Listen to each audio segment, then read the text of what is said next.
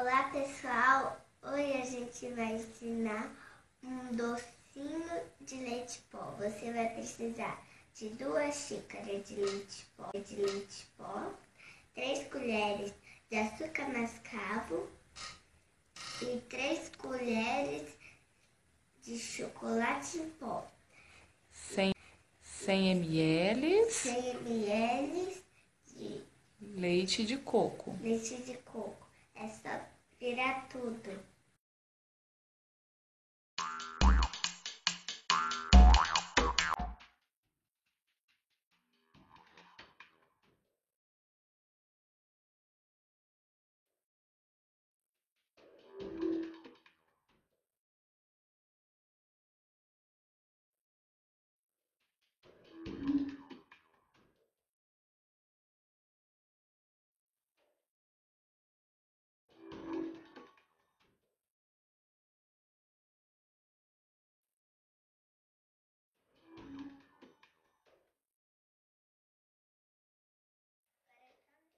Ingredientes.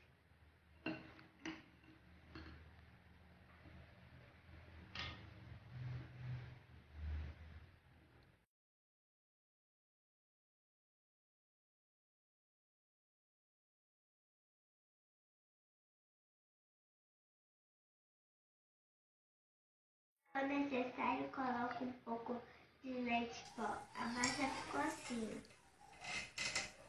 Depois é só untar a mão com manteiga.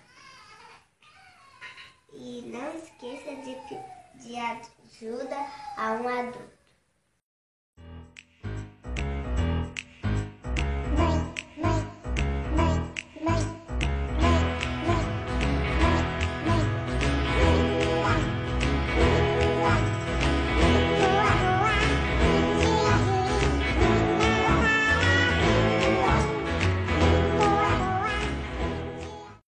Vamos saborear para ver como é que ficou? Ficou uma delícia, gente.